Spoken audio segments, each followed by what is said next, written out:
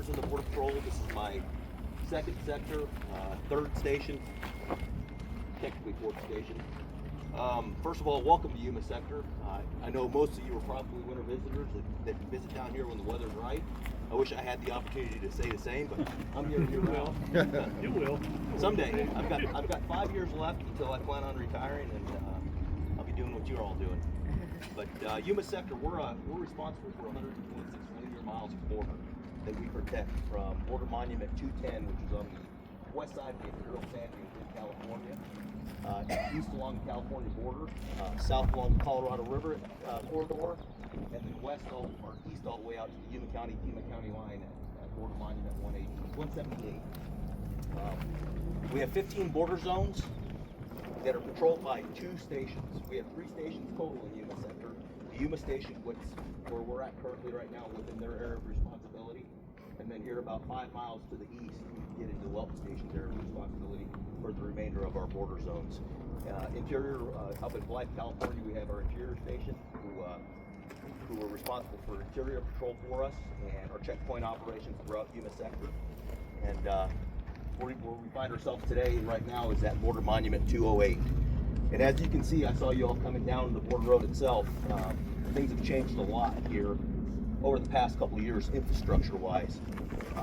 Looking back to the past couple of years, I'm sure you are all aware of what we experienced along the border with the migration crisis over the last 4 years. And we've evolved. I've got some numbers for you that are pretty good numbers right now. I looked at them this morning. In our fiscal year, we start our calculations throughout the fiscal year, October 1st through September 30th. And as of right now, as of today, we're at 488 apprehensions within Yuma sector this fiscal year. In comparison to 365 days ago, we were at 5,889. So that reflects a 92% decrease in apprehensions and entries here within Yuma sector. Good job. And as far as gotaways, we calculate everything as entries, apprehensions, gotaways. We're below 30 right now, so we're at 99% efficiency. Great job. Good for you guys. Things have worked out. Things have worked out for us here over the past 4 years, without getting political at all. Over the past 4 years, certain administration loopholes and laws changed the way that people came into the country illegally, and a lot of the people that we were encountering over the past administration were giving themselves up to our Border Patrol agents along the river corridor in San Luis, and they were claiming asylum. An asylum claim. Again, last fiscal year we finished the fiscal year with just over 7,700. But going back over the past couple fiscal years, our high water mark in fiscal year 2022, we had 310,000 apprehensions. 2021 went from 114,000, 310,000, 174,000, and then we stemmed off to 53,000, just under 54,000. So we've been real busy, and things have changed now. I'm sure you've all seen Border Patrol agents throughout your day here. Back over the past couple of years, we had a central processing center which was located at the Yuma sector headquarters. It started out as a 150,000 square foot soft-sided facility, and we had to expand it because we were overwhelmed with people coming into the country illegally. It ended up being just shy of 300,000 square foot, and operationally it cost us $15 million a month to run that facility. It was all off-grid, run by contractors and Border Patrol agents. So it was daunting and really taxed our agents and manpower in the field. At the time, unfortunately, we had to shut down complete border zones where we didn't have Border Patrol agents in certain zones because our hot zones were Zone 8 and along the Colorado River corridor. And our agents were busy transporting folks back and forth to process and get them out. Because we're not a detention facility. We're an interdiction agency, and we don't have the space to do it. So we had to coordinate with non-governmental organizations, coordinate with ICE and everybody else. And ICE didn't have the bed space in Florence, so we were releasing everybody on their own recognizance. And as you all know right now, you're seeing in the news what's happening within the interior of the United States. A lot of our agents now are being detailed to Operation at Large. We have Yuma sector agents throughout the United States right now, 19 different cities, supporting operation at large, doing interior enforcement. So, but as you can see today, you'll see a Border Patrol agent every quarter mile. Right now, as we stand, again, I will say that we're over 96% efficiency throughout Yuma sector. If somebody makes an illegal entry here, with the technology that we currently have and what we're upgrading to right now, we will know that they're making an entry into the United States, and we will have a response, a law enforcement response to everybody coming within Yuma sector. And the way things work further west, when we get into San Luis, into more of a metropolitan area, we have minutes to work people that are coming across the border illegally. Whereas when we go out east in the Welcome Station's area of responsibility, we have days, hours and days sometimes, depending on their travel route, to detect them, track them, and apprehend them. And typically what we're seeing is the majority of the people coming in within the metropolitan areas tend less to have criminal histories, whereas everybody out east here tends to be more folks with criminal histories, prior deports, the folks that want to get away from us. It's all legitimate traffic now, but in the past, over the past administration, when we were busy out here, we were getting everything run down our throats out west. So that's changed, and things are looking real well. Again, like I said, with 20 years in the Border Patrol, I've never seen the border this secure. I was a couple weeks ago, I went out to Tucson sector. I started my career out at Tucson Station, and we would work south of Arivaca. And there's a ranch out there called Threspios Ranch, and I was out there deer hunting a couple weeks ago, and it has completely changed. From where I started my career out there in the mountainous areas south of Arivaca, the illegal aliens would use designated routes and trails. And I've noticed over the last weekend I was out there, those trails are starting to rehab, and the environment's starting to take them back over.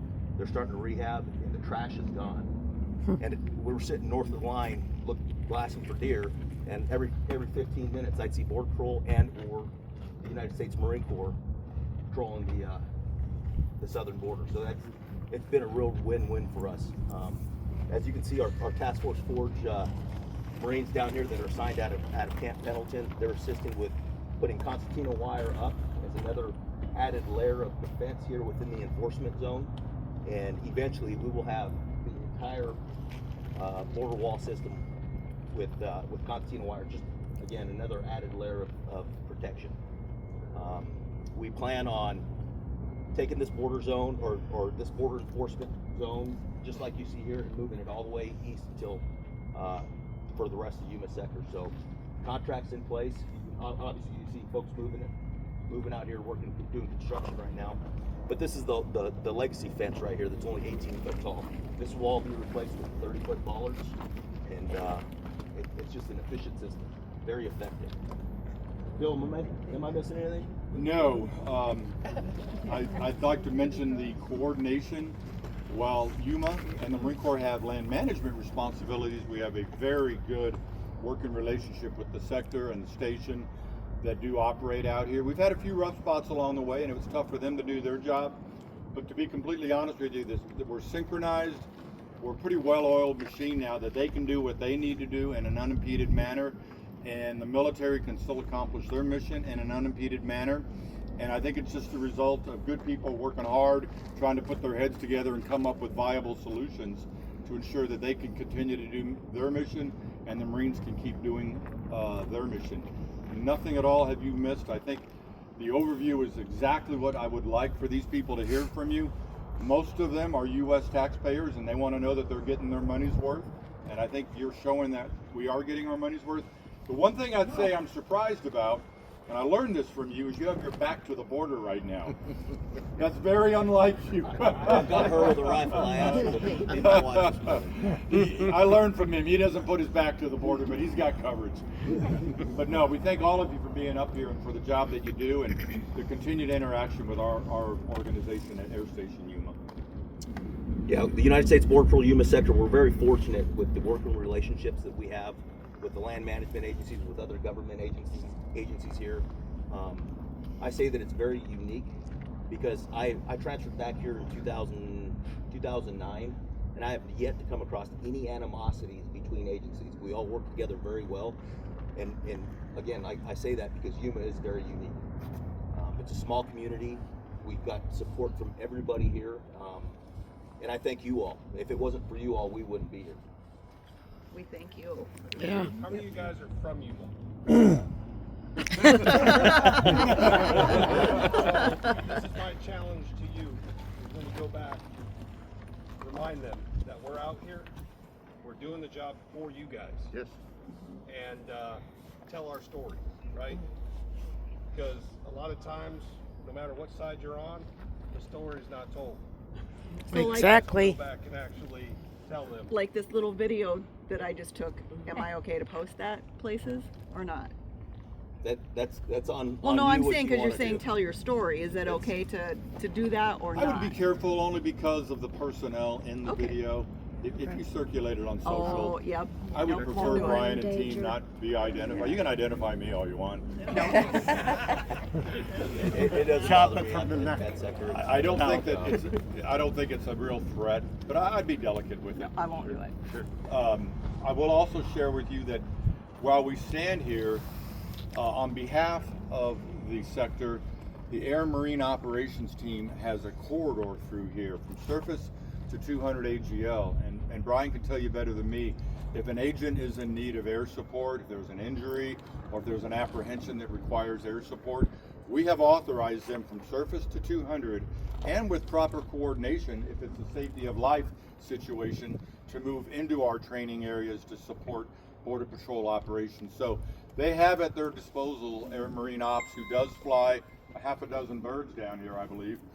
And this is their primary area of operation, in addition to out west, outside of our Marine Corps managed properties. But that is another key component, because when you think about the military training, think three-dimensionally. It's not just left-right, but it's high-low. And you have to factor that in. And I need to find a way to keep those aircraft away from the mil ops, while at the same time supporting these guys while they do what they do. And we found a very good middle ground on that one also, which is critical. So when it comes to telling the story, it is the sector, it is the boots on the deck, it is these agents, but they do have other agents and aircraft up above that fall under the Air Marines Ops branch. With that being said, if Brian's finished and the agents are finished, you're cleared hot to go take a look around. Don't get tangled up in that wire. Any questions from anybody? Yeah, any questions for Brian, please? miles of border is it? Total within Yuma sector, we have 126 linear miles here within How Yuma about sector. for From most of San the Diego, ocean? all the way down to Rio Grande Valley. I don't have that number off the top of my head, but I want to say it's just shy of 1,900 miles. Somewhere. That's been replaced. Oh, no. I'm sorry? How much has that been replaced with the new fence? Well, here in Yuma sector right now, we're probably about 40% of what we intend to do. So again, with this replacement, and there's certain things that are law enforcement sensitive that I won't share because it's safety for our agents, but we're going to add additional attributes of technology to these border zones where we will know anytime somebody comes across this border. And just situational awareness of our adversary coming across our line here in Yuma sector, we're going to know about it and we're going to respond.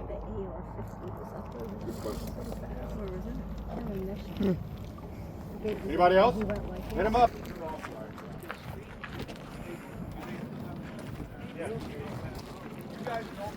Mexico.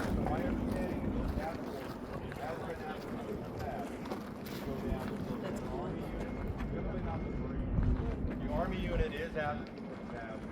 So just have it on your phone or have it on You can see how big that wall is. I'm going to try to go slow compared to this wall.